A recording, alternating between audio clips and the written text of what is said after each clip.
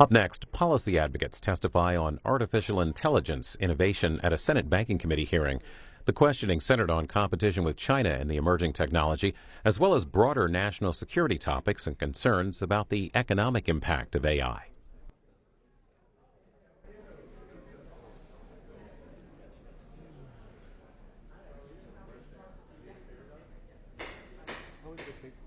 Good morning. I'll call this hearing to order. Thank you to the witnesses for taking your time and sharing your expertise over the next couple of hours. Today's committee is asking a very simple but important question. Am I hearing myself twice? Yeah. I am, okay. It says Republicans coming in late. I thought it was the Democrats not being here yet, but anyways. They're quiet. Good point, good point. Is how do we get, maybe that was all LBR. Okay, she's here, see? Okay, that's it. How do we get artificial intelligence right? That is the ultimate question I think we are struggling with as a nation and frankly, as a committee. That means making sure AI strengthens our economy, supports small businesses, and protects consumers. It means keeping America ahead of China and our adversaries. It means using American innovation to help families facing the high cost of housing, borrowing, and everyday life. AI is a powerful tool. Like any powerful tool, it brings both opportunity and risk. We should not run from this potential, but we should also not ignore the risks. We should ask the right questions, listen to the experts before us, and make sure America remains ahead.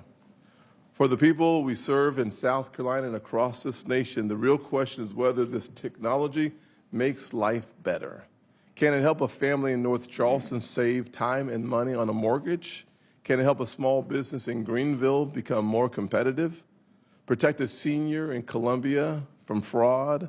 Bring new jobs to communities like Spartanburg? If we get this right, the answer can be yes. AI will also change the way Americans work. That does not mean we should fear the future. It means we need to make sure workers have the tools, training, and opportunity to benefit from it. The future of work should not be something America fears. It actually should be something America leads. AI solutions that help increase affordability for American families will not come from government bureaucracy.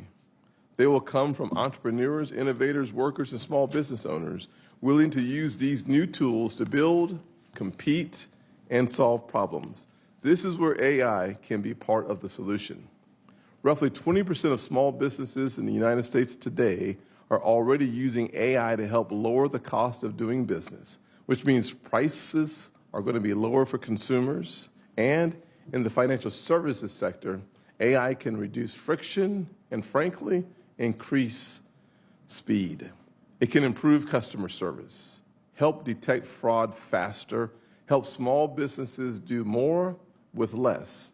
AI should be a tool that strengthens American workers, not one that makes them feel replaceable.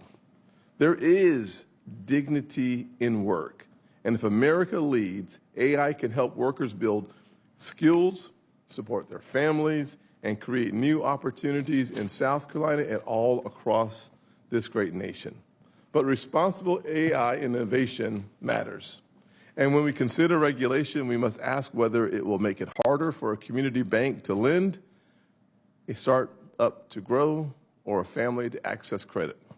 We need thoughtful and well-informed solutions that protect Americans and mitigate major risks without hampering innovation or pushing it overseas. That is why this hearing is so important and, frankly, timely. AI is already changing our economy and our markets. We must make sure the next chapter of responsible innovation is written here in America, not in China. Cybersecurity and national security must be taken seriously. The United States cannot afford to let China or any other adversary gain a technological edge in artificial intelligence. This includes global markets where China and Huawei are pursuing an aggressive agenda to displace U.S. technology around the world. The world's tech stack including powerful AI tools, must be built on trusted U.S. networks and technology. We have to carefully craft export control policy that is clear and concise, allowing U.S. companies to compete in the global market while ensuring we are not handing our adversaries tools they can use against us. This hearing builds on the work we have already started through member roundtables. Today, we will hear from experts who can help this committee better understand the opportunities, the risks, and the choices before us. I look forward to your testimonies. If America leads, AI can help lower costs, improve affordability, expand opportunity, strengthen small businesses, protect our financial system, and keep America secure. That is the future we should be fighting for. Ranking member, floor is yours. Thank you, Mr. Chairman, and thank you for holding this hearing. Artificial intelligence has extraordinary potential and presents extraordinary risks. Americans across this country are deeply concerned about how artificial intelligence will affect their lives. Americans are also concerned about what looks like corruption in plain sight driving the Trump administration's AI policy. Influential tech giants are concentrating ownership over powerful technologies and attempting to rewrite the rules that govern them. A corrupt Trump administration basically is giving them whatever they want. The impact on American families is massive. First, AI companies are on a spending spree to build data centers. This is the infrastructure that supports AI, and families in areas surrounding these data centers are already paying a price. Residential electricity prices, which have risen more than 16% since Donald Trump took office, are expected to climb as much as 40% by 2030. Nearly 1 in 3 households is struggling to pay their utility bills. The Trump administration's response has been a weak request for voluntary commitments from big corporations, and that leaves families footing the bill. Second, AI companies are addicted to debt. Early in AI development, these companies finance their own investments, but now they are borrowing upwards of $1 trillion to finance spending on data centers, chips, and other AI infrastructure. They borrow from private credit funds that in turn borrow from banks. This means that if AI tumbles, it will bring down many in private credit, and that in turn will risk bringing down giant banks. The possible failure of AI companies looms larger every day. AI companies that are unable to increase revenues and service their massive debt loads could trigger massive losses in the financial sector and another 2008-style crash. That, in turn, could wipe out huge amounts of value from Americans' retirement accounts. Third, Americans are worried about what will happen to their jobs in a world of rapidly improving AI capabilities. AI has already started reshaping the workforce. While we don't know what the long-term effects on unemployment will be, we cannot wait around to see how many jobs will be eliminated before we start to prepare for the coming upheaval. We have a decision to make. Either AI will profit a handful of the richest people, making them even richer, or the benefits of AI will be used for all Americans. If we continue to do nothing, the billionaires will suck up all the value from AI. But if we start now to tax AI and to use that money to fund free education, apprenticeships, and encourage new job creation for the workforce, we can share the benefits of AI across our country. Before we hear from our witnesses, I want to raise one other issue. China is also working feverishly to develop AI, including AI weapons systems that can be turned against the United States. One company, Nvidia, makes the chips that are powering AI's advances. In recent years, Nvidia's valuation has ballooned to nearly $5 trillion. That makes Nvidia the world's biggest company, and Nvidia's CEO, Jensen Huang, a very powerful person. And Mr. Huang wants to sell Nvidia's chips to China, which will profit his own company and advance China's AI development. Now, I invited Nvidia's CEO, Jensen Huang, to testify at this hearing, and he refused to join us. I invited Mr. Huang because he and Nvidia are lobbying hard to get a blank check from the Trump administration to allow the sale of advanced chips to China. Mr. Huang's efforts have alarmed senior military leaders here in the United States who have warned that such technology could strengthen China's military and put our own national security at risk. No matter. In Trump's D.C., money talks, and President Trump appears to be giving policy handouts to the highest bidder. If it's not plain old-fashioned bribery, it sure smells like it. Mr. Huang and Nvidia have been active here in D.C. Nvidia donated $1 million to the Trump inauguration. Mr. Huang made a big donation to Trump's favorite project, his gold-encrusted ballroom. Mr. Huang wheedled his way into a seat on Air Force One on the President's summit with President Xi in China. Mr. Huang even managed to score a meeting with President Xi himself, along with President Trump, about Nvidia's business interests. All that sucking up to the president has paid off big time for Mr. Huang. America had strong export controls that would have blocked Nvidia from selling these chips to China, but the Trump administration is relaxing these rules. The Trump administration has also turned a blind eye as massive numbers of these chips have been sold elsewhere, then somehow magically made it to China. The American people deserve to hear Mr. Huang answer hard questions from both sides about the role he has played in undermining our national security. AI holds tremendous promise, but Americans are rightly concerned that it could further rig our economy. Congress can no longer be a bystander as the risks from AI grow nearer and millions more American chips are sent to China. It is time for Congress to stand up so that the American people can share in the success of this technology and not just be left holding the bag for whatever goes wrong. Thank you, Mr. Chairman. I'll now introduce the witnesses quickly. Today we have before us Mike Flynn, Senior Vice President of ITI, David Feith, Senior Fellow at the Hudson Institute. We have Will Reinhardt, who is a Senior Fellow at the American Enterprise Institute. We also have Dr. Sarah Myers-West, who is the Co-Executive Director of AI Now. First, we'll hear from Mr. Flynn.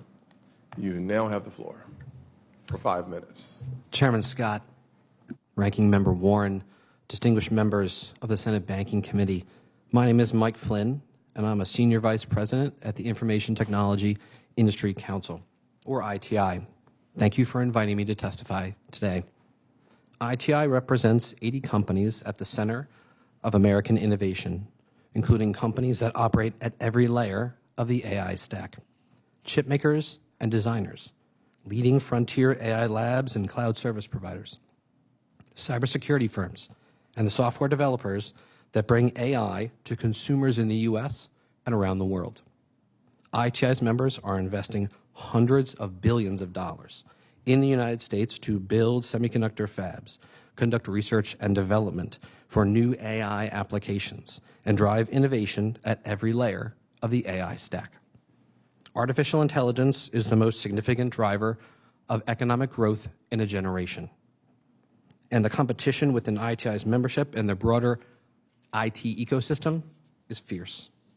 Frontier AI models rely on thousands of highly skilled engineers, advanced semiconductors with features many times smaller than the width of a human hair, and networking that operates at the speed of light, to name only a few of the vital inputs needed to build and run a frontier AI model.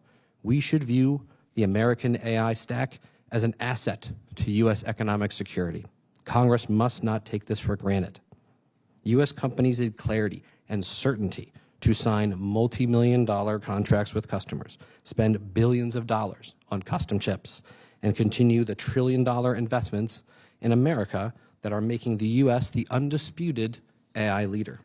The question before this committee is how to protect American AI leadership while promoting adoption of the U.S. AI stack around the world. The AI supply chain is highly specialized, resource-intensive, and globally complex. An AI server in an American data center providing AI to customers in South Carolina depends on memory from South Korea, chips from Arizona made with tools designed in Massachusetts. A semiconductor may touch as many as 70 countries before it reaches a consumer. Key parts of the supply chain are based in allied nations in Europe and Asia, especially South Korea, Taiwan, and Japan. Because of this reality, the United States must work with like-minded nations on economic security policies like export controls. The agency Congress has tasked with this important work is the Bureau of Industry and Security, or BIS. To meet the demand of this moment, BIS needs appropriate resources and oversight. Recently, ITI endorsed 6 bills that advance this through the House Foreign Affairs Committee. These bills are a down payment to improve BIS's ability to fight diversion of controlled items, ensure timely licensing reviews, and develop AI export controls side by side with industry experts. Effective export control policy and enforcement must be part of a broader strategy that enables the U.S. technology sector to remain agile and competitive in global markets for the long term. With the remainder of my time, I'd like to touch on one other issue that I know is top of mind for this committee, and that is the cybersecurity of financial institutions. Frontier AI models are developing and accelerating the pace and presenting new challenges for cybersecurity professionals. That is why it is more important than ever that industry and government work together to address these emerging risks. One thing Congress can do right now is to ensure a long-term reauthorization of the Cybersecurity Information Sharing Act, or CISA 15. This is a critical law that protects the ability of organizations to share cyber threat information and vulnerability information, not only with the government, but with one another. There is more work to be done. We welcome the partnership of this committee on these serious questions of U.S. economic security. Thank you, Mr. Chairman, for convening this hearing. I look forward to the committee's questions. Thank you, sir. Mr. Fife. Chairman Scott, Ranking Member Warren, and committee members, thank you for the opportunity to testify. My focus is AI competition with China and how export controls can help preserve American security and other interests. We face a historic opportunity today with 3 aspects. First, the AI industrial revolution will shape not just American civilization, but human history. It's hard to overstate the need to get AI policy right, especially regarding our strategic challenge from China. Second, we're at a hinge point in Trump administration AI policymaking, which rightly recognizes that America must win the AI race with China. Recent events involving the super powerful Mythos model, chip smuggling, and export control loopholes show why we need better strategy, rules, enforcement, and oversight. Third, this committee has a particularly key role to play. Members here and across Congress have introduced an admirable set of bills to strengthen America's export control system, bolster national security, and assert Congress's role in this key area of policy. What's at stake in the strategic contest over AI? One essential feature is the personalization of technological power. This is in some ways very positive, in some ways very threatening. AI offers personalized medicine, but also personalized warfare, and especially ominously, personalized state power.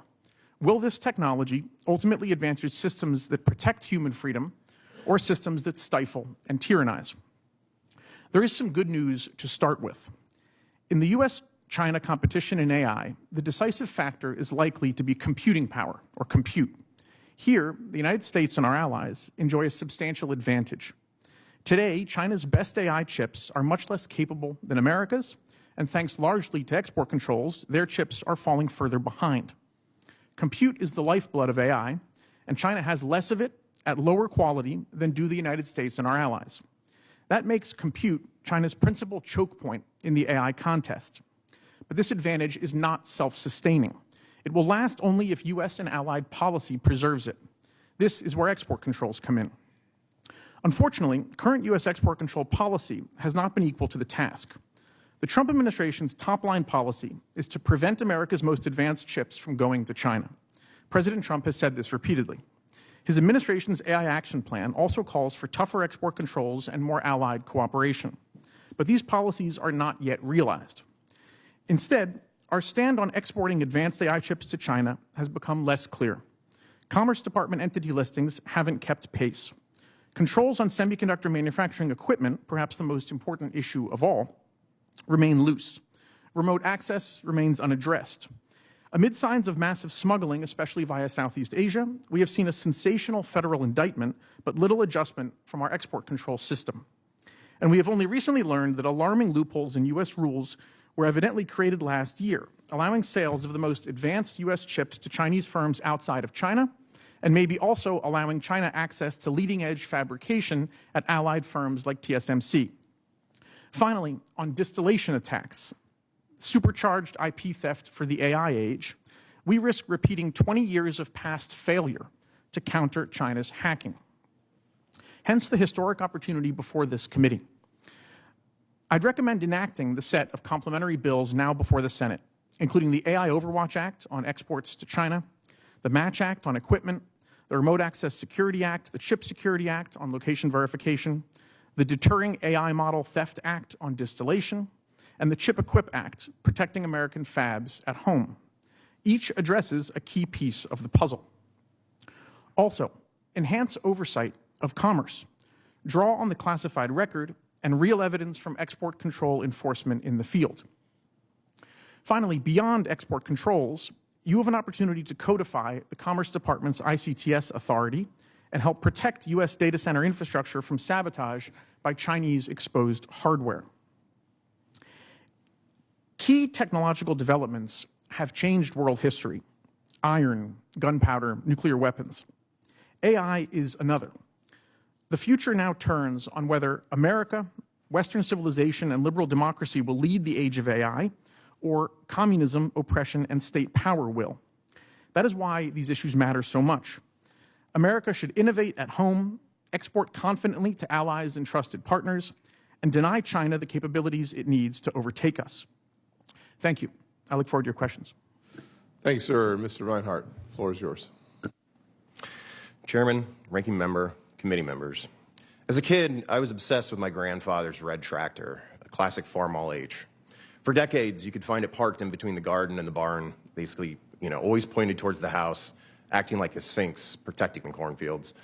I've since learned that the Farmall was truly revolutionary for the farms and families where I grew up in central Illinois. Tractors first spread through the wheat belt in the 1920s, but it took another 2 decades for the tech to be adopted for use in the corn belt. Farmalls were especially important for small to medium-sized family farms because they were high-quality but affordable tractors that could do a range of different tasks. It took years, however, for those farms to truly adapt to the new technology and to make it useful and to change how farming was done in the Midwest. As I see it, AI is in its wheat belt stage. It is having an impact in some very narrow and important categories, but yet it is yet to be transformative to the broader economy. As I've detailed in my written testimony, one of the biggest trends that I'm seeing currently right now in AI is that it's a skill equalizer. In customer support, software development, legal analysis, writing, and education, AI continues to do its best by boosting those who are at the bottom. But when tasks fall outside the model's current capabilities, when workers are already at the frontier, AI can do more to hurt performance than to help it. Importantly, judgment still matters. So as I see it, Congress really should be thinking about 2 things: scenario planning and better data sources. For this committee in particular, planning around agentic AI could be very useful. Agents are only now getting deployed, and I know there's been some discussion of this, but they could have some incredible and important impacts in finance and banking and commerce. That's something that I have been focused a lot on, and I believe that you should as well. But we also need better data sources. Right now, the data on AI usage only has effectively a 15% response rate. There are better ways to collect information, especially through payroll data and other sources that are currently being deployed. But I would say that it's this, right? The Farm Bill eventually transformed farming across the Corn Belt, but it required the right conditions. Congress can help create those conditions for AI. The opportunity is very, very real, but so is the work that's required to do it. So thank you, and I look forward to your questions. You join? And please, on behalf of the chairman, Dr. Sarah Myers-West, you are welcome with your opening remarks. Thank you. Chairman Scott, Ranking Member Warren, and esteemed members of the committee, thank you for inviting me to testify on this important set of issues. My name is Dr. Sarah Myers-West, and I, along with my colleague Amba Kak, lead the AI Now Institute. We're an independent policy research center founded in 2017 to study artificial intelligence technologies.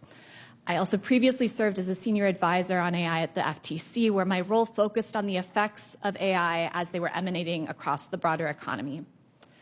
There's a tremendous amount of hope articulated in the vision for AI, that it will have transformative potential that could lift our economy and improve the quality of life for all of us.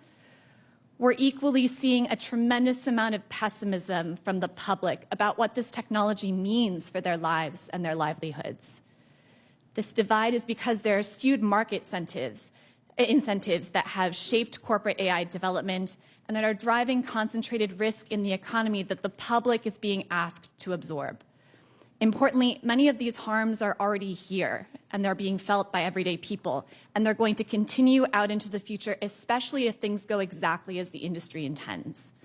My message to this committee is that we must put the needs of the public back at the center of the AI economy. Congress has an obligation to intervene before an economic crisis occurs, starting by alleviating the burden that people are already feeling from AI, exercising congressional oversight over AI firms that have grown in size and in political influence, and stopping a bailout of the industry that is arguably already underway. There are three core areas that I urge this committee to consider as priorities for intervention. First, addressing the risky and capital-intensive nature of AI investment. AI companies are engaged in a race to the bottom, one in which firms have exhibited an extraordinary willingness to court risk that's not just borne by the firms themselves, but by the wider economy and the public. AI development is increasingly being financed through complex and opaque instruments that hinge on the private credit market and are often kept off balance sheet through the use of special purpose vehicles. We're also seeing circular spending deals that hinge on the projected future revenues of just a handful of AI companies. And if those revenues fail to transpire to the tune needed to justify this capital expenditure, the house of cards could come falling down. Second, the effects of an AI bubble would be acutely felt by the American people. It could wipe out a tremendous amount of American household wealth. And this is because the economy at large is already significantly exposed to AI risk across several vectors, ranging from increased market exposure for everyday families, to access to credit, to job loss. But we don't have to wait for a financial collapse to see these effects of AI play out across the economy. Working-class Americans are particularly exposed to an AI-driven market downturn. For one, the private credit companies have made a casino of American workers' financial security. We're seeing a transfer of wealth from the public to these AI firms, devaluation and dislocation already emerging in the job market, and rising prices, especially in the utility sector, that could serve to depress consumer demand. Importantly, many of these factors will remain even in a scenario where there's no bubble burst. The vision for success in AI hinges on the significant displacement and devaluation of jobs across the economy. I want to underscore, if the vision for AI fails, we could face a market correction. If it succeeds, it looks like mass displacement, and this is not a bargain any of us need to accept. This is why it's important for Congress to stop a bailout of the AI sector that's already in many ways underway. AI firms have received extraordinary subsidies from federal backing of loans to direct funding to allocating federal lands for data center infrastructure. And this is all before Congress has had the chance to meaningfully act to protect the public and the economy from the risks posed by the industry. The public's already aware of the risks that they're being asked to assume, and this is fueling the generalized antipathy that they're expressing towards AI.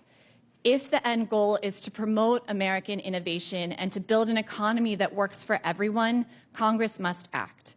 It must start by focusing on measures that can alleviate the economic burdens that are already being felt by the public, by shedding light on AI industry financing structures through the use of its oversight authority, and most importantly, by committing to stop the bailout before it deepens any further.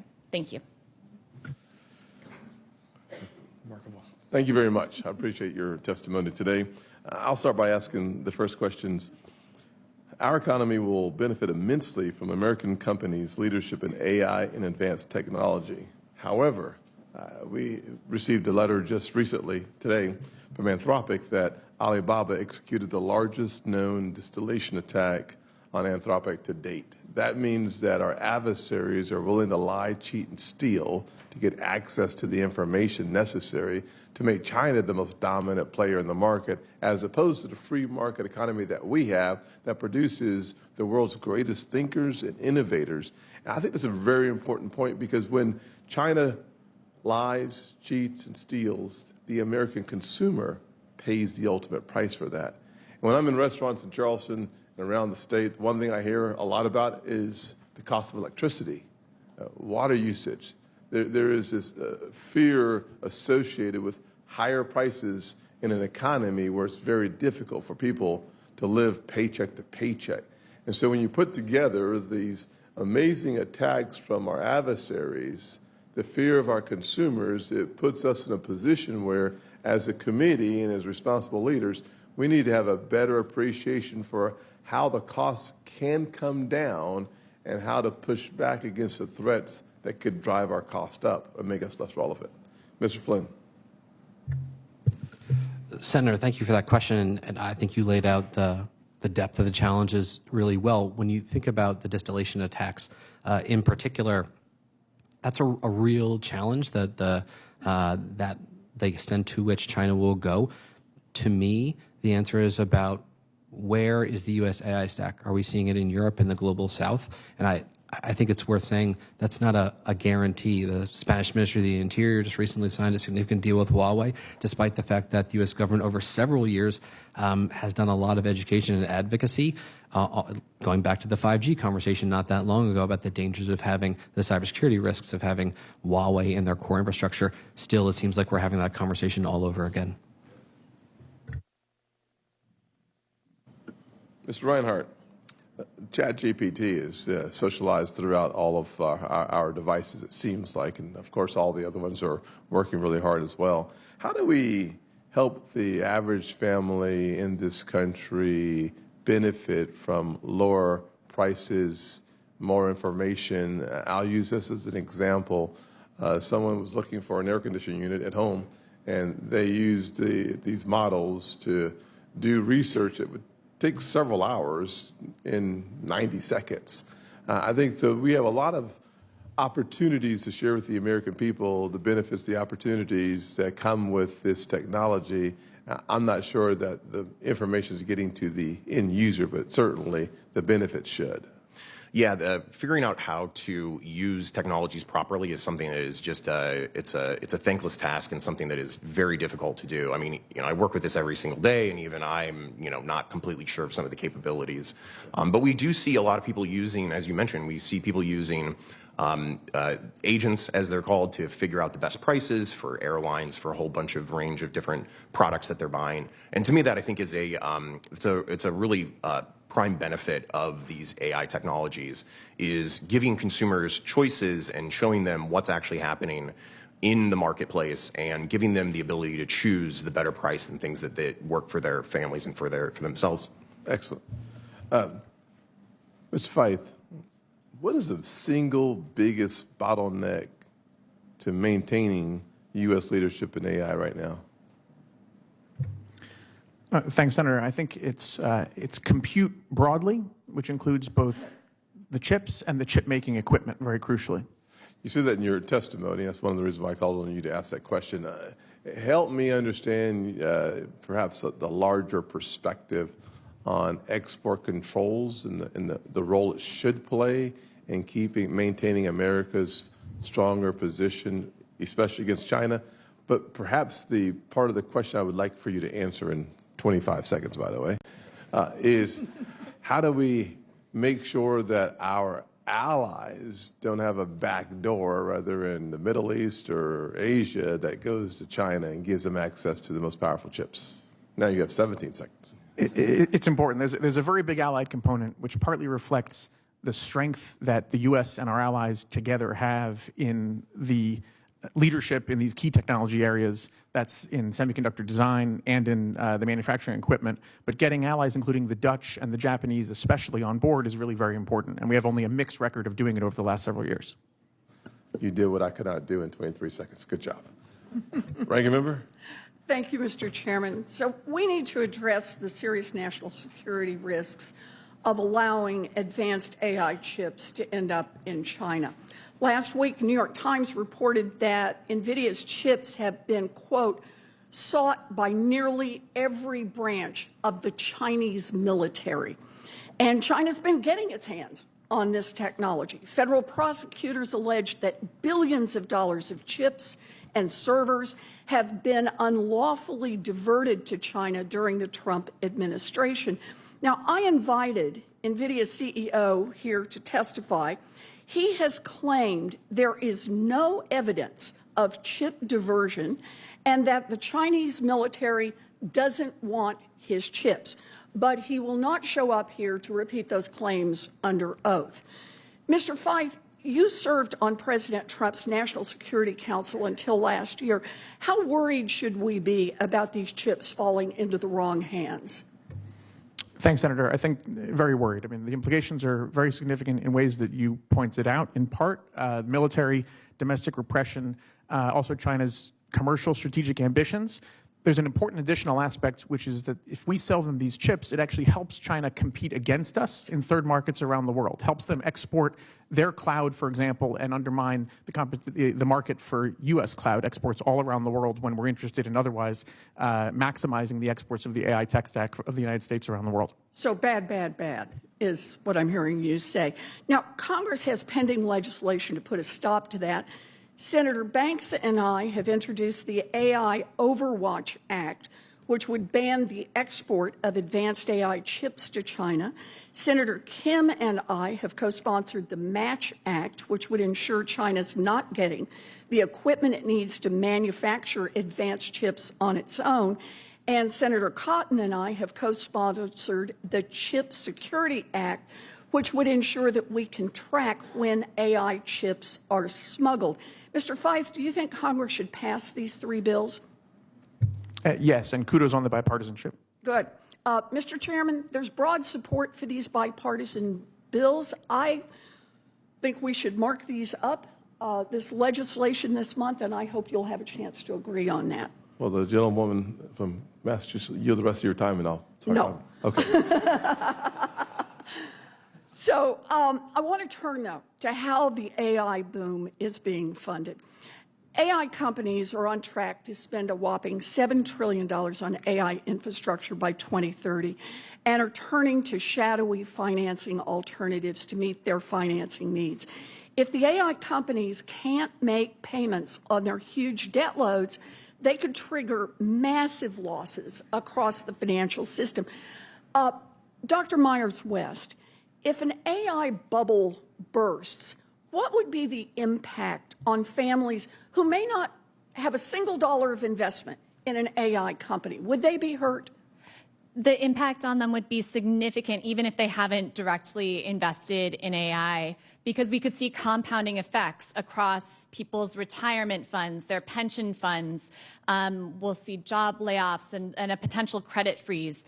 The underlying conditions of our economy make us very ill prepared to deal with this kind of market exposure, and our social safety net is not well prepared for these kinds of conditions. So it could be a perfect storm that will be felt most acutely by people who are already struggling to make things work, and it would be irresponsible to look away. Thank you for that answer. You know, AI executives are already well aware of what's at stake, and they are right now trying to lay the groundwork to leave American taxpayers holding the bag if their big bets go bust. OpenAI, for example, has pushed the Trump administration to, quote, lean in and assist the industry by, quote, de-risking AI expansion, including expanding federal tax incentives and loan guarantees for AI companies. So I'd like to get our panel of experts on the record and just go down the line, one sentence or even one word. Would you support the Trump administration bailing out big tech CEOs and AI companies? Dr. Myers-West. I would not support a bailout of the AI industry. Mr. Reinhardt? Goodness, no. I like that.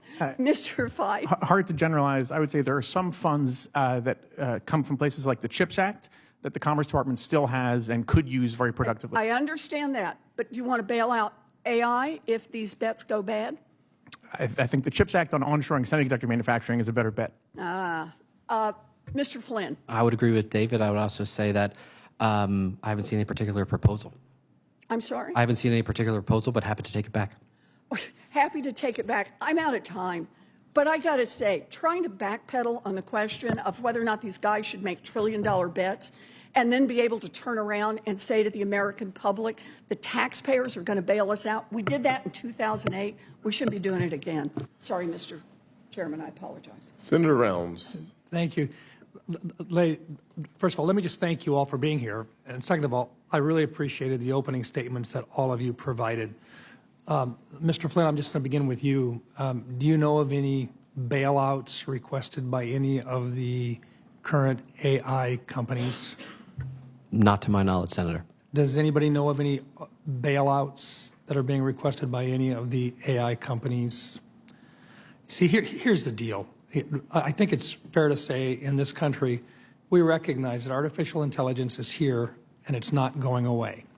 The real question is China going to lead in AI development and take the opportunities, or is the United States going to take the lead and be the place where the AI development actually occurs?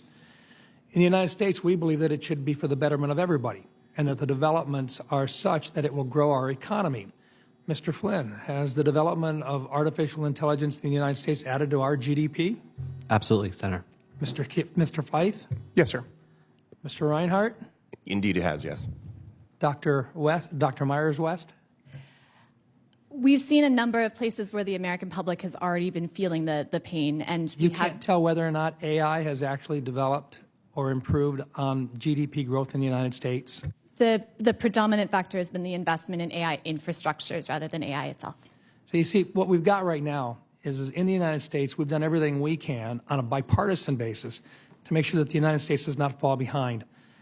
If we don't do this correctly, AI will be used in the defense of our country, but it'll also be used by China in offensive operations. Today, in the United States, we use it in both offensive and defensive operations. We're better than our adversaries are right now. That saves American lives long term. But if we're going to do that correctly, we have to make sure that this is the place where those developments occur.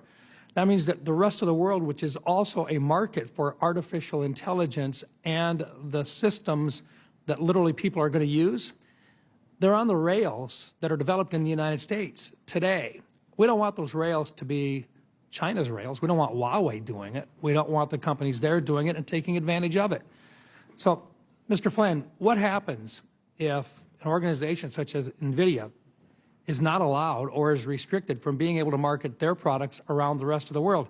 Does that mean then that China then has an advantage in terms of selling to the rest of the world?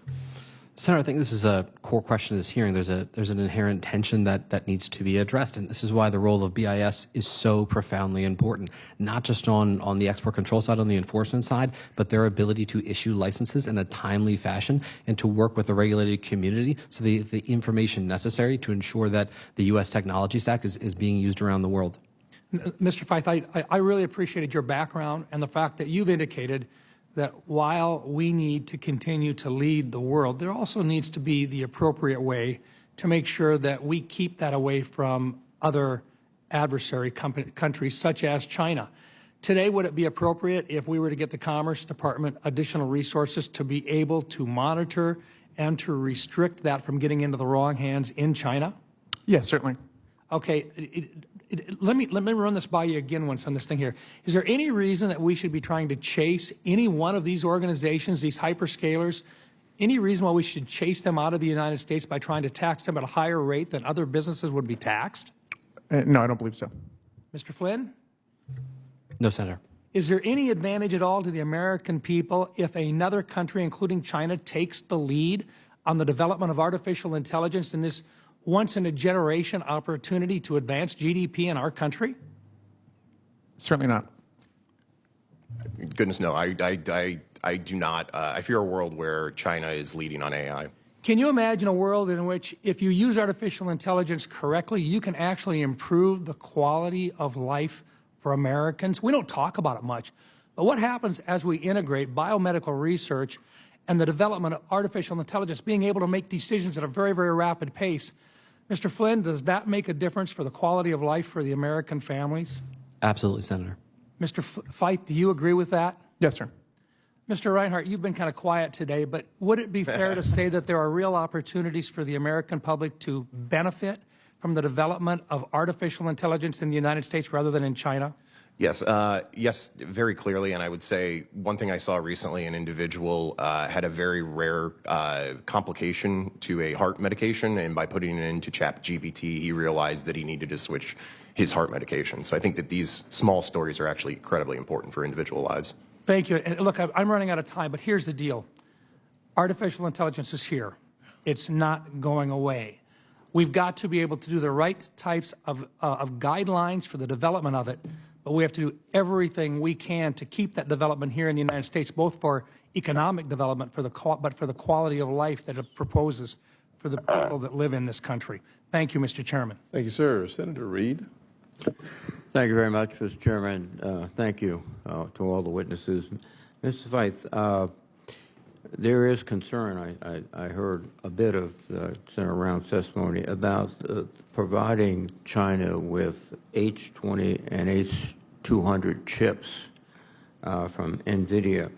And one reason, and this is what I've heard from national security experts, is China is very rapidly and very adeptly using those chips to expand its very sophisticated and indeed weaponized chips. Is that accurate? Yes, sir. I think we've seen valuable testimony from the U.S. military and elsewhere on that. Now, China is promoting, and promoting is an understatement, the Huawei chips and other chips. They are not, I don't think, bringing the H20, H200 chips in to displace their own chips.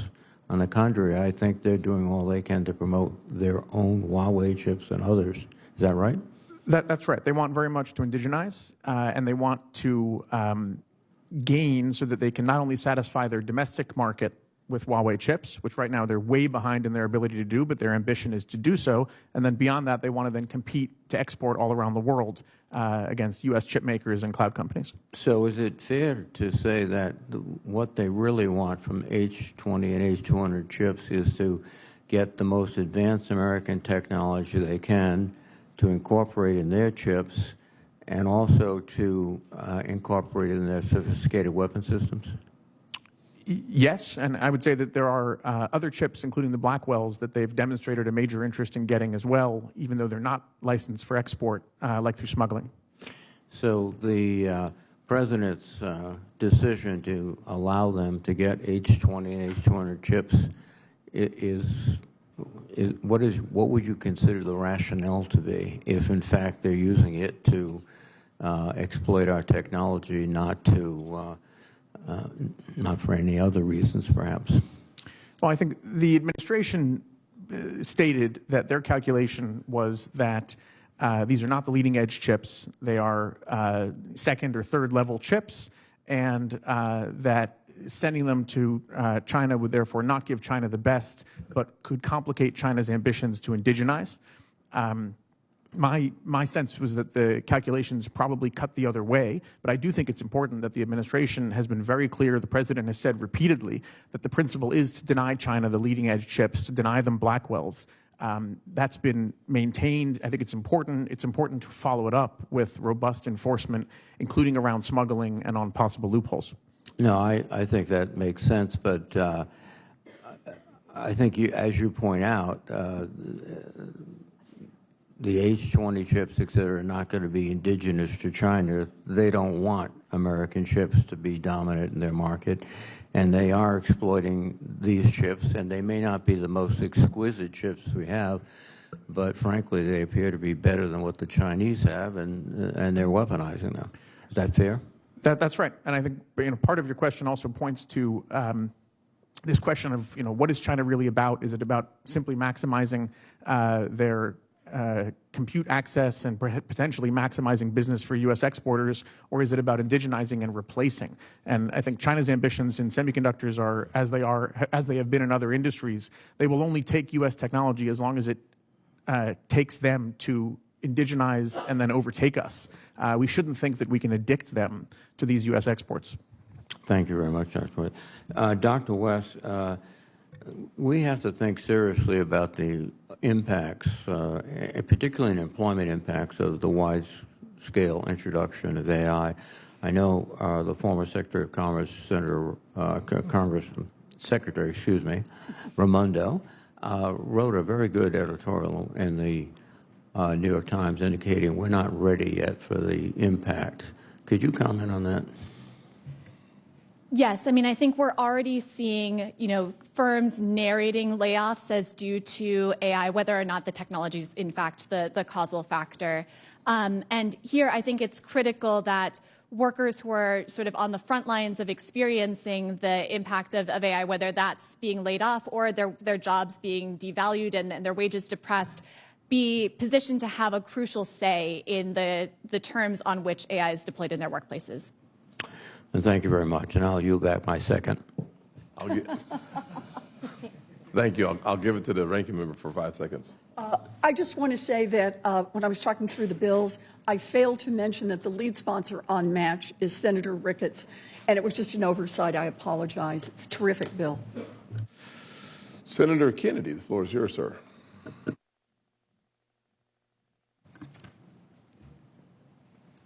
Mr. Feith, is that how you say your name? Yes, sir. I continue to read and hear that we have to win the AI race. What does that even mean? Generally, we heard that with 5G. Generally, we hear that when somebody in the private sector says, we're behind China, give us some money. If we are ahead, eventually China's going to catch up. And then China gets ahead, and we catch up with them. Ultimately, and there's no finish line here, where the first one who crosses gets a gold medal. This stuff keeps evolving. Aren't we ultimately going to have to sit down with China and reach some sort of compromise in terms of a modicum of cooperation? Well, I think, Senator, I think the questions about whether this race vocabulary and metaphor are exactly right are very well taken. I think it's inexact at best, but there are comparisons possibly with previous generations of strategic technology like nuclear weapons, where I think maintaining that the U.S. and our allies have a stronger foundation of strategic technology, including as it needs to be innovated across generations, and including as, after the Soviets got a nuclear weapon in their time, several years after us, is extremely important. And the fact that this is commercially innovated. Okay, I got it. I'm sorry, I don't mean to be rude, but I don't have time for history.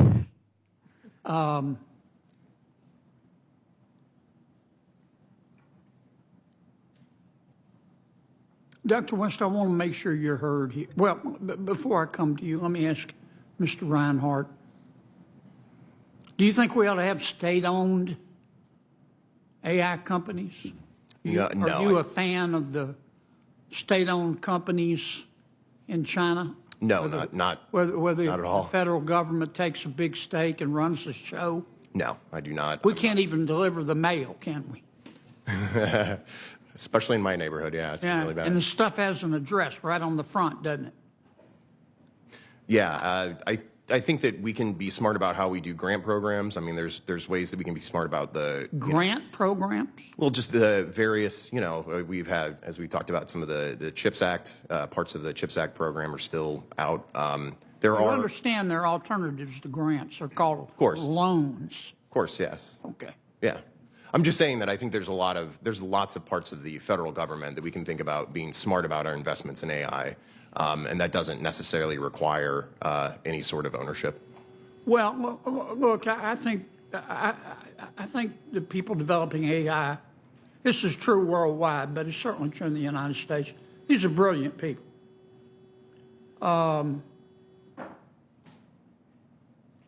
Right now, they're spending money to try to be the biggest and the best and the wealthiest.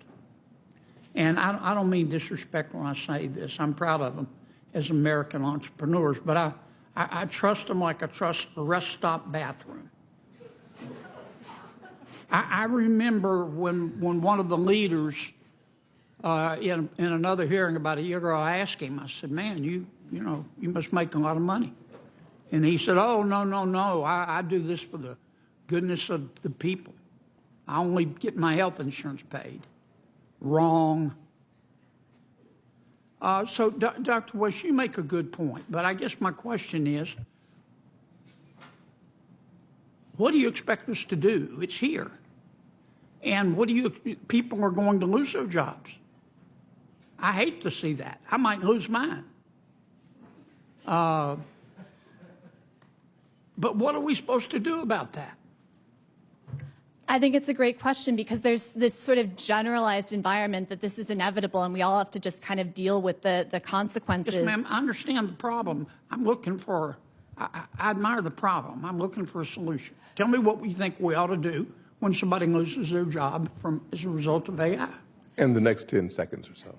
Oh, wow. I think we need strong accountability measures that restrain the actions of this industry that are sort of experimenting in the wild with the release of these Dr. West, tools. that tells me nothing. I'm sorry. I'm way over. But you're a good man for letting me go over. Yes, sir. Well, I just wanted to associate myself with your comments about the rest stop bathrooms. Yes, sir. There's not a lot of confidence in those. You gotta be careful. The coffee's lousy too. Yes, sir. Well, hadn't had that experience. Especially in Maine, evidently. Senator Warner. Well, I'd like to invite my colleague from South Carolina and Louisiana. A certain former governor of Virginia made it a top priority to improve the quality of all the rest stop bathrooms in the Commonwealth. And we welcome you to use our facilities at your discretion. Let me answer. I think what Senator Kennedy asked is a really good question, and I've talked to every one of the big heads. I spend more time on AI probably next to Mike Rounds of anybody here, and there is no macro answer. 4 years ago, we thought, well, let's make everybody learn to code. That was well-intentioned, but not the right answer. Frankly, one of the things we ought to do at a macro level is in high school, junior and senior year, start convincing people that if you're going to major in business administration, and economics, which is the biggest majors in public universities, and those are the jobs that are going to be most disappearing, we ought to convince a heck of a lot more people to go into healthcare, where there will be jobs for some time to come. I'd also say I think the analogy on the race is a little wrong too with China. I absolutely agree with Mike. We've got to stay ahead on the leading frontier models. But the fact is, even right now with us ahead, the Chinese open source models are 10x cheaper, use a lot less tokens, a lot less electricity. And while we're leading, most of our smaller entities are already using Chinese models. And I hope the panel has seen, there was a Booz Allen study out recently. I think it's quite good, and I recommend it to all my colleagues, that if you ask the Chinese models a question in English or French, anything other than Mandarin, you get a different answer. And if you happen to note that I'm working on a government project, you get an answer that comes with flaws built in. So the idea that China, having been in the telecom business and seen this movie with Huawei, this is nothing compared to what's happening in Chinese models. Where I disagree with some of my colleagues, the idea that we're going to just do pedal to the metal regardless of outcomes, I think most of us agree we screwed up by not putting some guardrails on social media. This is peanuts compared to where. So the way I'm looking at this, and I apologize, I will try to get to a question, is I think we need to realize, I don't think moratoriums on data centers make sense, but I sure as heck think making sure there's no misuse of power, water, backup generators, setbacks, non-disclosure agreements, so communities what they're getting into is an enormous amount of sense. And they have to pay part of the share. And there's a bunch of ideas around how we address that. I'm looking at an idea that doesn't raise their taxes necessarily, but since the benefit will be deferred, maybe we ought to defer some of the accelerated depreciation for a couple of years so we can gain some revenue to help on the retraining as we decide what to retrain. We think about social media. Social media to your kids is nothing compared to what a chatbot can do to your teenage son. Or I think back 4 years ago, we had every one of the AI companies promise in elections, we will never do deep fakes. Bull. They're out there. They could correct that. We do need to have them put pedal to the metal. And Mythos, thank God it was Anthropic. When the head of the NSA and Cyber Command came and said, this tool broke into almost all of our classified systems, not in weeks, but in hours. And one of the things I don't know how we do, and I know there's a big debate in the administration, but we're not going to get this fixed if we have a less ethical CEO in terms of simply voluntary pre-testing. Now, how we get to the right incentives, and it doesn't have to be 90 days, it could be 30 days.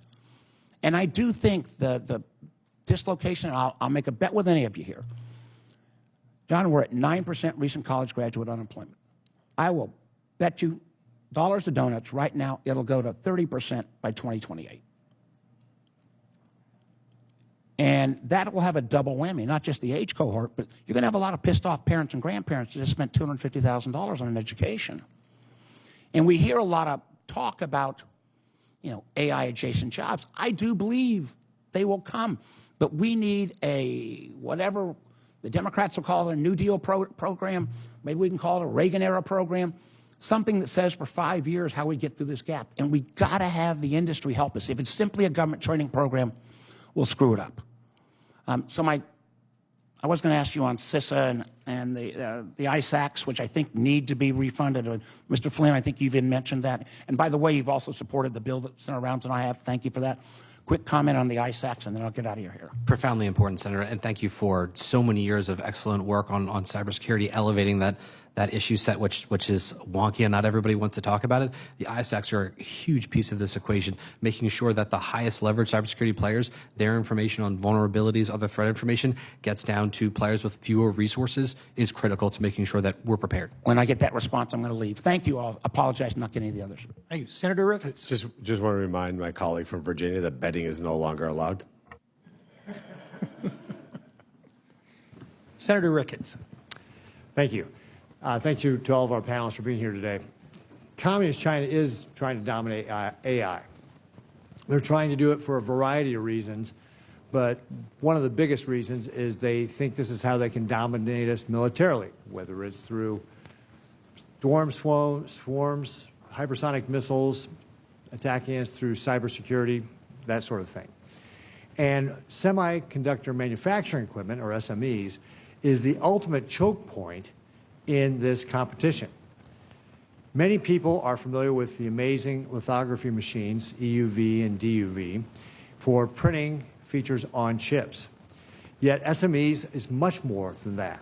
It also includes hundreds of other advanced technologies like testing machines, etch tools, chemicals, and specialized design software.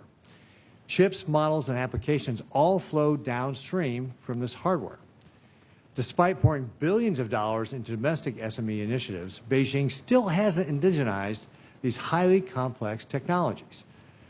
That's why if you are going to control one part of the semiconductor supply chain, it should be the SMEs. Mr. Feith, do you agree that export controls on SMEs are the most effective way to leverage limits of the PLA on its AI capabilities? Yes, Senator. Thanks for your leadership on that. The Trump administration pioneered using export controls on SMEs to blunt China's chip ambitions. Key allies eventually followed, but our lead has dangerous gaps, and those still remain. The controls are narrower and less restrictive, and they have loopholes. Foreign companies are backfilling the Chinese market with critical dual-use tools. This harms American workers, risks our compute lead, and fundamentally undermines our collective national security. As has been mentioned before, and thank the ranking member for mentioning it as well, I introduced the Match Act with Senator Kim. Not only, in addition, I'll throw out Senator Risch and Senator Schumer also co-sponsors on that bill as well. And I would encourage this committee, as the ranking member did, to do a markup on this bill so that we can move on this as quickly as possible. Our bill prioritizes diplomacy first, giving the State and Commerce Departments a clear window to negotiate with allied governments and get the alignment, but it also establishes a firm deadline. If our partners refuse to align, the U.S. must must act to stop allied firms from weaponizing this technology and giving it to our adversaries like Beijing. Mr. Feith, do you agree that weaker allied export and servicing standards on choke points for SMEs create an unacceptable vulnerability in our strategy contain China's AI ambitions? Absolutely. As you said, the Match Act looks to build on the first Trump administration's export controls on EUV lithography, which have been by far the most effective and crucial across years, and demonstrate the enormous benefit that we can get from these export controls.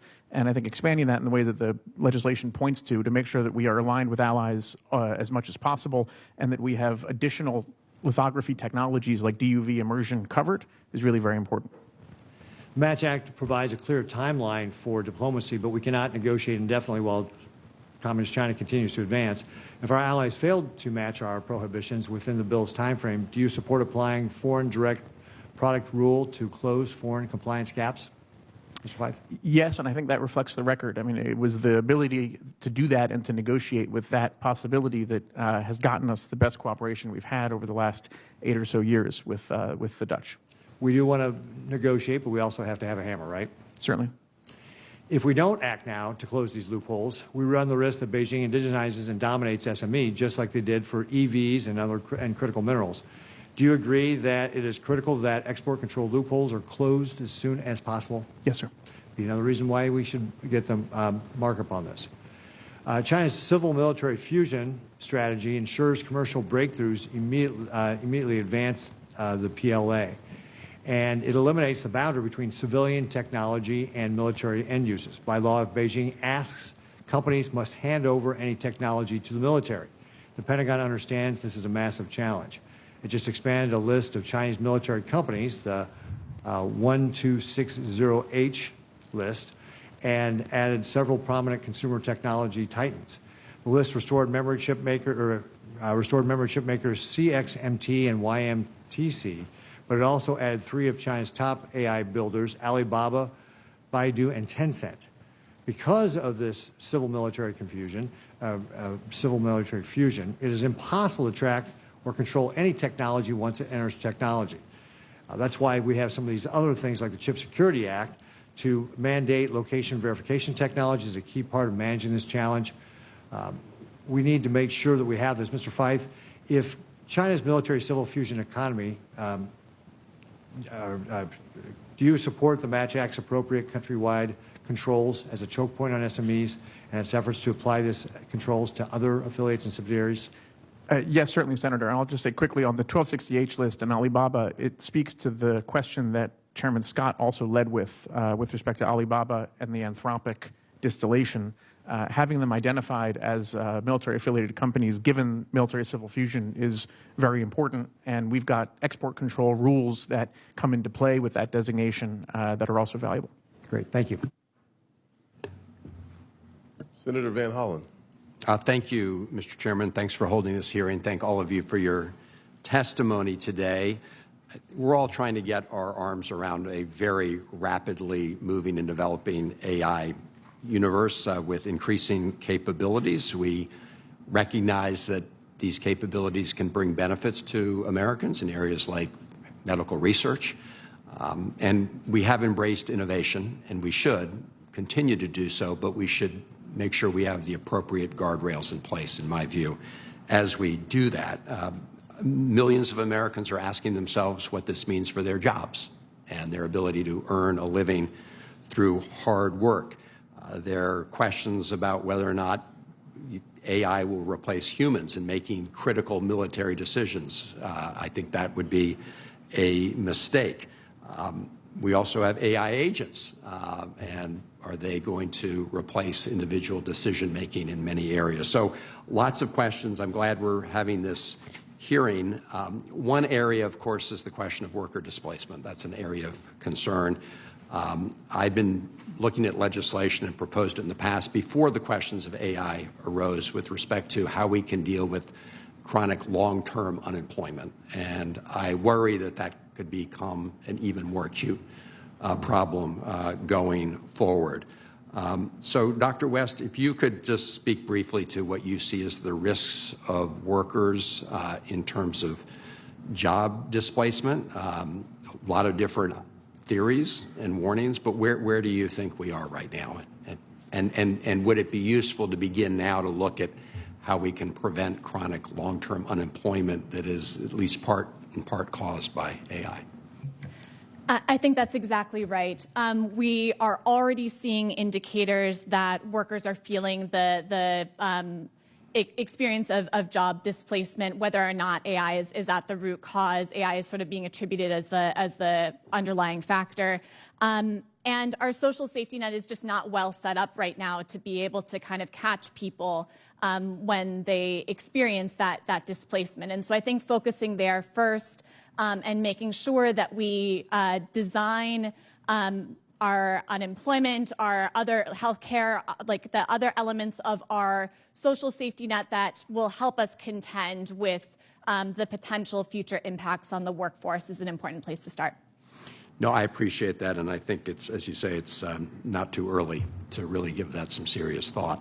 I want to turn briefly to a question that I heard Senator Warren raise in her opening statements, and Senator Ricketts just alluded to it as others have, which is the issue of our export controls on very high-end AI technologies and chips. I think we would all agree that AI can be significant in adding to military capabilities. Is there anybody who disagrees with that statement? And so I have been concerned about the loosening of export restrictions to some of our chief military adversaries, like China. There was just a New York Times story the other day that reported that the Chinese military has sought out high-end chips from Nvidia. And President Trump has seemed eager to compromise national security to grant favors to friends and cronies. Nvidia CEO Jensen Huang wants to sell more chips to China. Like any company, he wants to sell more for his shareholders, and he has been cozying up to President Trump. He gave money for Trump's ballroom project. He went to $1 million a plate dinner at Mar-a-Lago, and on and on. And sure enough, President Trump announced licenses for Nvidia to sell chips to China, the H20 and the advanced H200 series. And again, as we've all acknowledged, these have military applications. So we need to be careful. Dr. West, what can we do, and others may want to answer as well, what can we do to prevent this continued diffusion of high-end chips and AI technologies that could come back to bite us when they're deployed by other militaries? I think that you're right to point out the chip problem. I think what I would add to it is in fact that there is a broader challenge faced by the sort of focus on redeploying commercial off-the-shelf AI models in national security contexts. We've seen the ways that they have tremendous amounts of security flaws and vulnerabilities, and I think it's important that we also be addressing the potential integration of those vulnerabilities into the critical infrastructures in which these systems are being deployed. I really worry about the approach of using only voluntary measures to test and validate and look for these vulnerabilities in these systems. Appreciate it. Anybody else want to weigh in on this? Thanks. Senator, I think it's a fantastic question. BIS, strengthening BIS. Export controls are only going to be effective if the Bureau, if the agency charged with doing that work can effectively administer those programs. And right now, I think we've seen, at least what I've heard from ITI companies, is a real challenge in BIS's ability to administer the export controls that are on the books. Thank you. I'm glad you raised that. Thank you. Senator Moreno. Thank you, Mr. Chairman. Thank you for having this hearing. Just a quick lightning round of questions. Do you think the time is come and gone for data centers to receive any type of government incentive? I'll lay that up for you, Dr. West. I'm going to assume no. I think that they've received enough incentive. Right, so no more. So we could just say no more, right? We could just say any city, county, state does not need to give any form of tax incentive to any company building a data center, yes or no? I think these need to be responsive to the local communities in which they're being deployed, and what we're hearing from those communities is no. So no more money. Mr. Reinhardt? Generally speaking, I'm not a big fan of tax carve-outs, broad base and low rates, but I do just think, pay like anybody else. Yeah. Yep. Yeah. Ms. Fife? Sounds right. The average American interacts with a data center more than 100 times a day. Totally understand the conversation and the challenges that constituents may face in this, and I think that is incumbent on ITI member companies and our industry to do a better job in educating local populations. Data centers support 5.5 million jobs in America in 2024, so there are benefits to local communities, and it's on us to make sure that those communities know that. All that's great. So do they get tax incentives, yes or no? I'm sure the answer is yes. But they shouldn't, correct? You would agree that that time is gone. We should not be giving handouts to companies that are building data centers. Would you agree? Not necessarily. Data centers are an incredible part of... How about car dealers? Should they get tax incentives? Senator... They employ thousands of people, too. Absolutely. But my point being that this is, I think, where the anger comes from. Why would a company that's a multi-trillion-dollar company need any money? There was a situation in Ohio. Carlyle Group came in, built a data center in Akron, and we gave them $4.5 million. Like, why? And I've said to David Rubenstein and Carlyle, give the money back. You don't need the money. And if you need the money, you have a shitty business model. That's the problem. So number two, start with you, Miss. Crappy business model. See, the best part of being Catholic, Sunday, confession, it's all over. So switching to power, President Trump put in place the Ratepayer Protection Pledge. It's very simple. I live in Avon, Ohio. I don't want to compete for electricity with a giant data center. So data centers should not add to the cost of electricity for average working Americans. Would you agree? I would agree, yeah. Go down. Yes, of course. Yes. Yes. Right. So you represent the industry. So you can, with full confidence, say there's no scenario on Earth in which a data center is built that doesn't either generate its own power or does not have a increased impact on electricity prices. You would advocate to say you should not do that. Senator, speaking in generalities, I can't speak for every data center in the country, but certainly ITI is supportive of more electrons on the grid, bring your own generation, getting data centers the power they need. But no impact on electricity. That's really important, and I applaud President Trump for that Ratepayer Protection Pledge. Number three, environmental impact. These systems need to be closed loop and have no impact on the environment or a positive impact. Agreed? Agree. Yes, very much so. Sounds right. As a generality, yes. Right, because we screwed that up in Ohio. The Ohio EPA put out a statement that said we were going to lower the water runoff requirements for data centers. That's next level insanity. The last one, when these data centers come in, they should have a positive impact in the community in some way. What that means is up to that local community, whether it's workforce grants, improving infrastructure, but they need to be good public citizens. Would you agree with that? I would agree with that, and I think that the community should be the leader. Yeah, absolutely. Whatever that community needs. Yeah, yes, obviously, and these data centers do bring in lots of money in property taxes. So I think that. But so does every single solitary commercial business. Of course, yes, of course. Right. Yes, sir. Yes, sir. Okay, so these are, I think if we can get through these 4 principles and data centers behave this way, the operators, the hyperscalers behave this way, I think we could get this conversation in a different place. And I think this is very, very common sense. Real quickly, Mr. Fife, I'll ask you the question, shifting gears completely. We have vehicles that are made by China that connect into critical infrastructure, record videos, send back data, send back high-definition photos on a scale of really, really, really crazy stupid to common sense. Where would it be to allow these cars to come into the United States? Full-on crazy stupid. Catastrophically stupid. Okay, great. Thank you. You're done?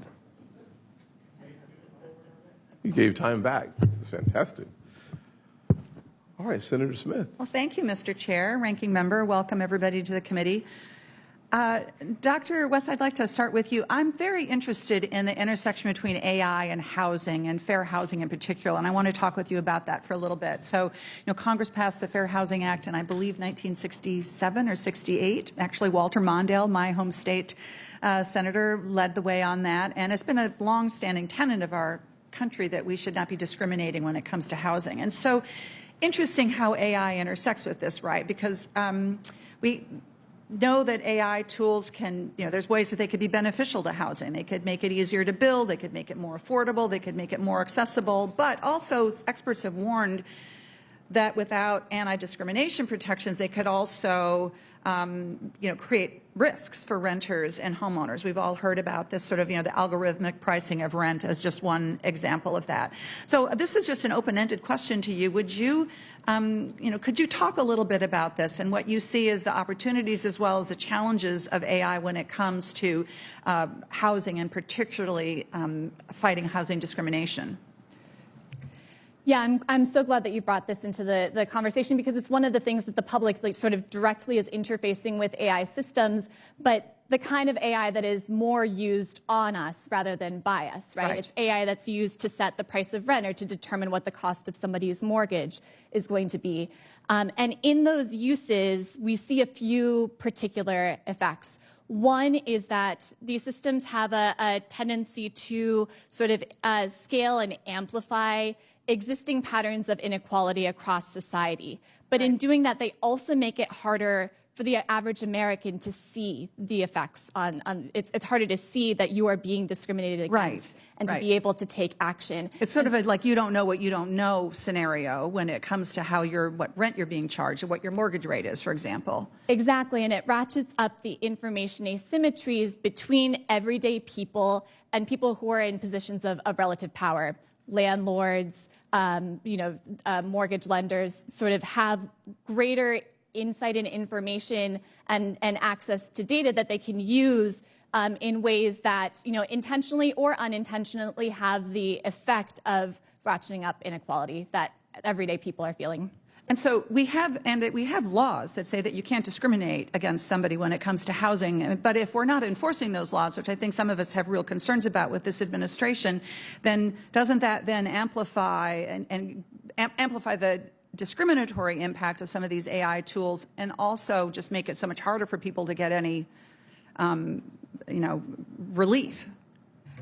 I think that's exactly right. It's both the lack of enforcement compounds with the inability of individuals to then go and seek remedy. So this is something I think that we need to really pay attention to, Mr. Chair, as we think about AI impacts. I want to just touch on one other thing. There have been some very interesting proposals that have come out in the last weeks, I'll say, around how AI systems that are trained on the collective, knowledge and data of Americans, that the wealth that is generated by those systems should be shared, whether it's in a sovereign wealth fund. Senator Sanders has a proposal. I believe even Sam Altman has had a proposal. And so could you just talk briefly about what you think some of these options are and how we ought to think about as policymakers, how people that are generating the data and the information that is fueling this incredible boom in wealth for very few people could actually be shared by everybody? Sure. I mean, it's good to see an interest in approaches that cut right to the heart of AI companies' political and economic power. I think that that's the right place to be starting from. I think it's equally important that we get the incentive structures right. And so I think that there's two components here. One is that we make sure that there's an approach and policy that provides for the kind of safety net needed that's to help the public to weather whatever changes might be coming. But equally that we also ensure that our regulators have the right kind of accountability measures in place to make sure that the actual use of these tools isn't then going to cause other kinds of harm. Right. So just to be blunt about it, if you're creating an incentive structure where the public sector regulatory function is also, on the other hand, benefiting from the wealth that's being generated by the entity being regulated, that could potentially be a negative incentive. I think that's the tension that we need to resolve in the policy approach here, yeah. Okay. Thank you very much. Thank you. Senator Banks. Thank you, Mr. Chairman, first of all, for holding this hearing. There is no contest that matters more to America's future than the race to beat China in artificial intelligence, and I share your commitment to this issue. Really appreciate you organizing this hearing. The nation that leads in AI will set the terms of the world's economy and command the high ground in military power. That's why I believe that the United States must lead, and so does President Trump. America has to make the best chips, develop the best technology, and protect what we build. Our most advanced AI chips are the crown jewels of American power, and we cannot let them end up in the hands of the Chinese Communist Party. Our most cutting-edge AI chips have been smuggled to Chinese military companies through third nations, and China is using these chips to build AI models that rival ours. Strong export controls will keep America ahead instead of handing the lead to Beijing. I have worked on legislation, including the AI Overwatch Act, with Congressman Brian Mast, the chairman of the House Foreign Affairs Committee, to make sure that the Chinese military cannot access any of our highest-end chips, just as President Trump has said. Mr. Feith, my bill, the AI Overwatch Act, is designed to put America's export control enforcement on a firm footing. It would stop the most capable chips from going to Beijing and building the Chinese military. When President Trump sits across from Xi Jinping, it strengthens his hand to say that Congress has his back and that our most advanced chips are not for sale to our adversaries. You already responded to Ranking Member Warren earlier that you support the AI Overwatch Act, but can you talk more about how ensuring that China doesn't gain access to leading-edge chips protects America's national security like what the AI Overwatch Act is designed to do?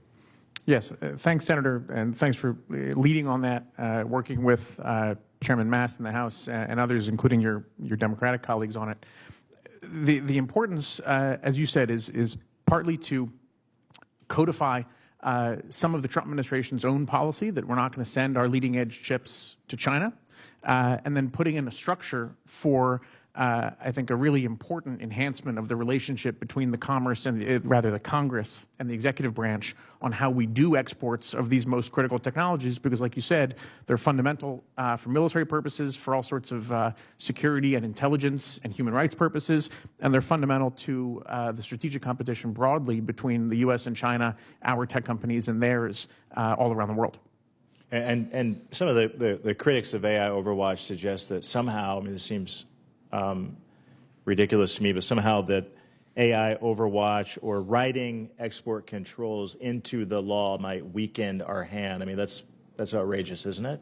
I think that sounds right to me.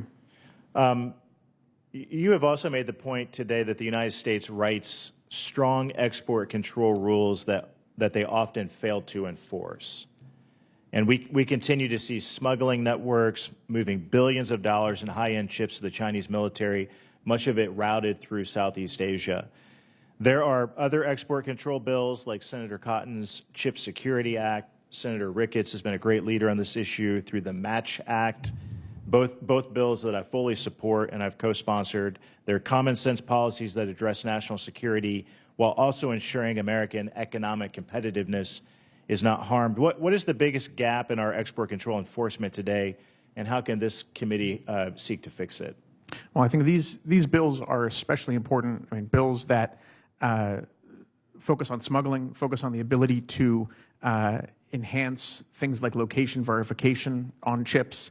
You know, just in the last 13, 14 months or so, we've had some influential voices, argue that essentially there's no such thing as smuggling. It might be physically impossible was the claim. Now we've seen mounting evidence, evidence in news reporting, evidence in the indictment by the Southern District of New York recently of some leadership of one of the biggest server companies in the world. And there's a sense that there's a lot more out there, I think, in the intelligence record and in the sort of things that our export control bureaucracy is able to see, but hasn't always been able to take full action on or prevent. And I think legislation that focuses on it, as well as budget support. But I think this is fundamentally a matter of real policy prioritization, and then the budget would follow that. Thank you. My time has expired.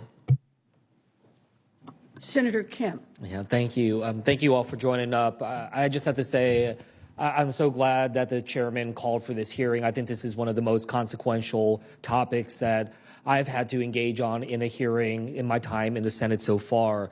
And I think that from what I've heard, there's wide agreement amongst my colleagues about the importance for export controls and for engaging. I thank Senator Ricketts for working with me on the Match Act, Senator Banks and others that I've had a chance to work on. But I think what I'm trying to hit home here, Mr. Feith, I'd like to just connect with you on this because, certainly the administration has taken some actions, but how important is it that we push forward on this legislation and try to create an enduring and comprehensive framework? How important is that for us to be able to take up here in Congress? I think very important. I mean, there's a really important role for statute that lasts. Because I would say that the temporary nature, if the idea is that these export controls could very well shift from administration to administration, how does that affect how allies might engage or how our adversaries might engage or how business might engage? I think it's hard to generalize. I mean, we've got qualities of our political system that are designed for steadiness and for long-term codification, and we've got aspects where the discretion of an executive is important, and that's part of why we have cycles in our politics.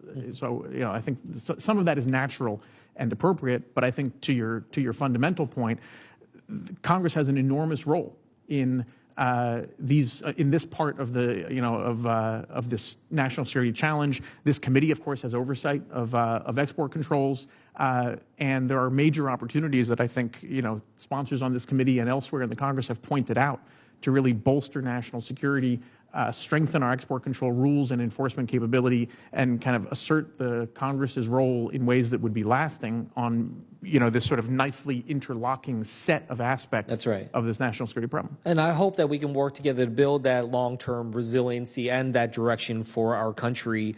And look, given the speed in which the technology is advancing, as well as sometimes the lag in which it takes to implement law and rulemaking, would you say that it's important for us to move as soon as possible on this? Yes, sir.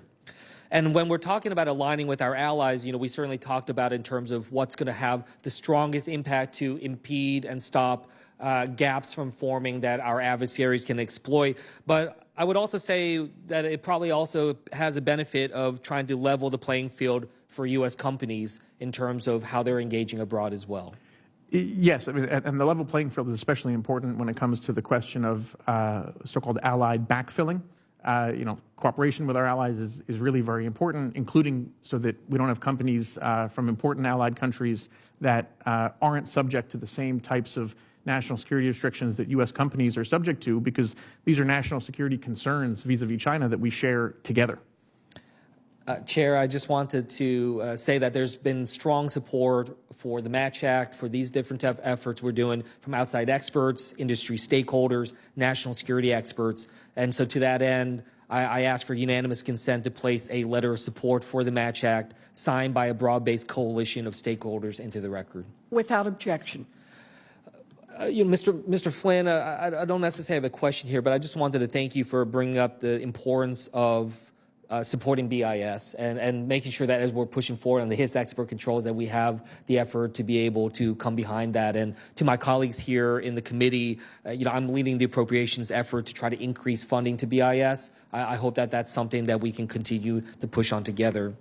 Dr. West, I wanted to just talk to you.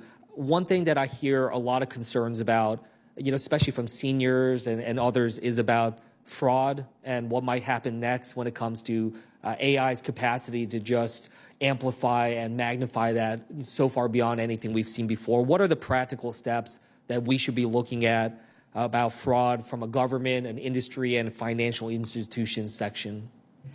Yeah, I'm glad that you brought this up because we are seeing a pattern where scams and fraud are on the rise, particularly with the off-the-shelf and inexpensive availability of generative AI tools. So there's an ecosystem around fraud where law enforcement and social platforms and financial institutions and tech companies all play a part.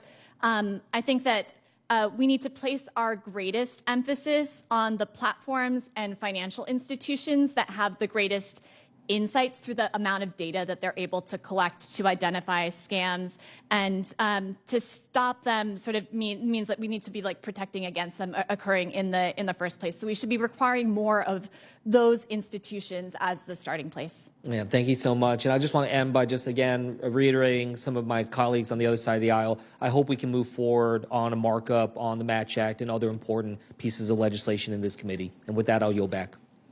On behalf of the chairman, Senator Blunt Rochester. Thank you, Ranking Member Warren. I have to say, I literally have so many notes on my dais here that I don't even know where to begin because this issue is just so consequential to our country. So thank you so much for your thoughtful testimony as well.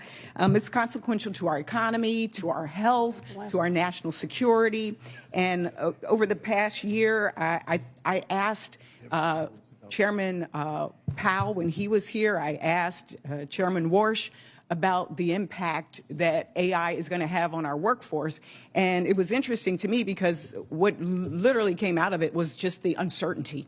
Mr. Reinhardt, you even mentioned data and the data that we collect or don't collect. We had the BLS nominee before us yesterday in another committee. And from my time in the House to being here in the Senate, in the House, I started a bipartisan future work caucus, and that was almost a decade ago.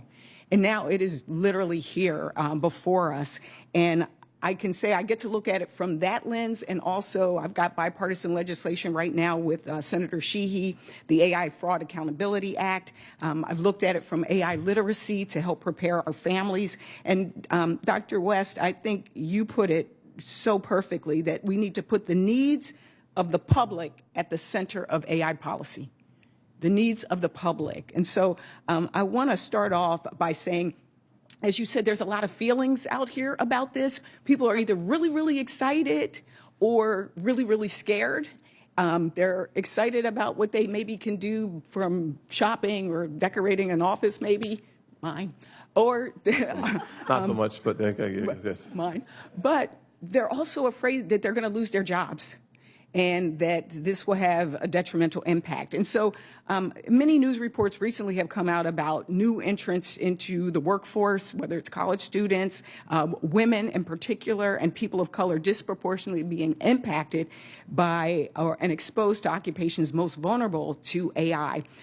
So I'm concerned that the AI is moving much faster than we are, and we're not taking advantage of the disruptions or the opportunities. So Dr. West and Mr. Reinhardt, if you could pick one or two workforce indicators that Congress should be closely watching, what would they be? I'll start with you, Dr. West. Sure. So obviously, we want to be looking at indicators like layoffs as a frontline measure and trying to understand how that's maybe being disproportionately felt across the economy. I'd also, though, be looking at things like employment dislocation. We've seen, for example, a number of jobs being restructured so that they're sort of flexible or self-employed, and that also means that those workers don't have access to the same kinds of social safety net measures, and they're also sort of dually feeling the tax burden. So that's another place that I'd be looking closely. Thank you. Mr. Reinhardt. Yeah, I would be focusing on the unemployment rate within the AI-affected industries, right? There has been a whole bunch of these indices that have tried to understand job loss, potential job loss and dislocation. And I will say that right now we're really only seeing it with, entry-level workers, people that are in the 20 to 24 range, 25 range, rather. And I think there's actually a very good reason for that. If you're young, you don't have a lot of experience, you don't have skills, you can't show to employers that you're skilled or, that you have the kinds of things for a job. And so my sense is what's happening right now is that the market is becoming very noisy. We talk about this as a problem in matching between employer and employee. And so those are the sorts of things that I'd be looking towards is really the unemployment in the AI-affected industry and kind of the noisiness of the market. I will follow up with the two of you and the other panelists on the data that we need and that's required. We've heard a lot of promise that AI will lower costs and improve affordability. Dr. West, what factors would demonstrate that those benefits are actually reaching consumers and families? That's a good question. I mean, I think the things that we would be wanting to look for are, general inflationary indicators. I mean, honestly, what we're seeing is in many sectors of the economy, costs are really going up, and this is part of a generalized trend toward inflation. The utility sector, I think, is one example of that. Equally, we're seeing the rise of surveillance pricing, where data is being leveraged against people in ways that is increasing prices across the shelf. Thank you. I have one more question here, and I will send more for the record. This is just a yes or no. Oh. Everybody on the panel, yes or no. Chairman Scott talked about the use of some of the tools. We use them every day. I signed up for one, loved it, and within less than a year, a pricing structure came out with multiple tiers. Are we at risk of broadening the digital divide? Yes or no? I'm not an expert on that issue, Senator. Happy to take it back and give you some more thoughtful commentary. Okay. Mr. Feith? It's just a yes or no. Do you think we're at risk? I'd have to duck it too, but I'll... I appreciate you saying you ducked it. Thanks. Mr. Ryan? Yes, and I think there are things that we can be doing to address it. Would love to follow up with you on that. Yes. Thank you. I yield back. Just in time for Senator Alsobrooks to have an opportunity to share as well. Thank you so much, LBR, for holding the floor for Senator Alsobrooks. Yes, thank you so much. We're so happy you made it.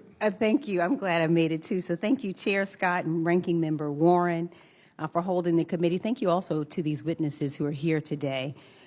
You've heard already, we've heard the conversation about artificial intelligence and the enormous opportunity that it presents for our country.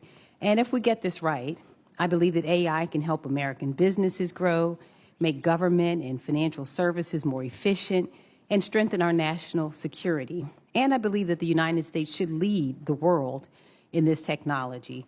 We shouldn't be afraid of innovation, and we should not create a regulatory environment that pushes the next generation of AI development overseas. But we also have to remember that innovation is most successful when people have confidence in it. For our American families, workers, small businesses, and communities, AI cannot just be happening around them or to them. It has to expand opportunity for them. So that means making sure that people can trust the systems that they are using, whether they're small businesses who are trying to compete, a worker learning new tools, or a family applying for a loan, buying a home, or managing their finances. It also means being clear-eyed about how this technology is deployed, especially in areas where the stakes are high for consumers, workers, and the economy. And we also have to be honest that for many workers, this moment brings real questions about job security and displacement. As this technology changes the way that Americans work, we have to make sure that workers are not being left behind or pushed aside, but supported with the skills and training that can allow them to use AI to their advantage. So the questions for me is not whether we should support AI innovation. We should. The question is how we make sure American innovation remains fast, competitive, safe, secure, and broadly beneficial. So the first question I have for Mr. Flynn, American advantage in AI depends in part on whether companies can build, deploy, and scale tools securely, especially in sectors like finance, where trust and reliability are essential. So when you talk to companies across the technology sector, what would you say they are most worried about? What are they saying could slow AI leadership? Is it cyber vulnerabilities? Would you say data rules, supply chain risks, or something else? Thank you, Senator, for that question. I don't know if there's one thing, but certainly the supply chain challenges are very real. As the demand for AI capabilities expands, that does squeeze the supply chain in a number of areas. We don't always anticipate where those market adaptions may be. So I think it's incumbent upon Congress, upon all of us to keep partnering closely on this challenge to make sure that the supply chain issues can be do not become a plateau for our ability to continue to advance this technology. So now in high-stakes sectors like financial services, what do you think would help adopt AI responsibly while giving consumers confidence that their sensitive data is being protected? The cybersecurity challenge is real. Industry folks were encouraged by the president's executive order recently on AI and cyber. It's a good first start in terms of creating the right bureaucratic lanes and to make sure that there's good communication between industry and particularly affected critical infrastructure sectors, including financial services. But at the end of the day, in this immediate term, the information sharing challenge is going to be very real, which is why I've talked so much today about the need to authorize the Cyber Information Sharing Act of 2015, CISA 2015, that lapses at the end of this year. If it lapses, that would be an extraordinary unforced error in terms of the average American's ability to trust, right, that their systems are being well defended. Now, lastly, to Dr. West. So I want to turn to public trust, which I see as an indispensable part of innovation. So if people, for example, can't trust AI systems, they just simply won't use them. If small businesses don't understand the rules, then they'll hesitate to adopt them. And if families are worried that AI is deployed in such a way that they cannot see, understand, or challenge, then we built a system that can't be used. So what would it look like to build trust in a way that continues to support innovation so that the American people are able to take advantage of the opportunities that these new technologies provide? I think trust will come when we have the right kind of sort of institutional measures in place that make sure that these systems are being adequately tested and vetted before they're, before they're impacting people or causing harm. We don't have, baseline mechanisms, especially in like these critical infrastructure areas that are requiring the systems to be evaluated if they're fit for purpose, if their efficacy, their safety, and I think that focusing in there, making sure that this is happening before systems are entering the market is the right place. Otherwise, we're kind of left for companies to be grading their own homework. Thank you. Great. Thank you. Well, thank you all for being present with us today. It's been quite informative, and we really appreciate it. This hearing is adjourned. In a Truth Social post, President Trump announced he will nominate